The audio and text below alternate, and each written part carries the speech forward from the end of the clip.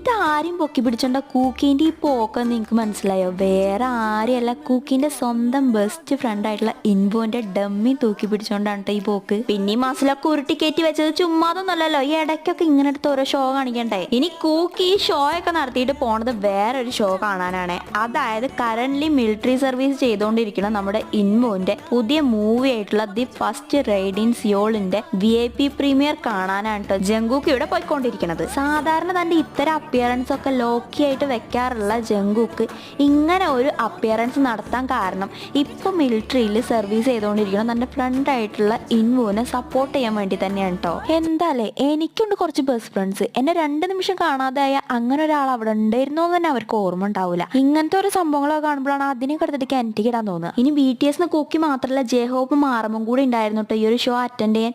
പക്ഷേ main spot light ആയത് കൂക്കിയുടെ ഈ ഒരു സാഹസിക ഡമ്മി പിടുത്തായി പോയി.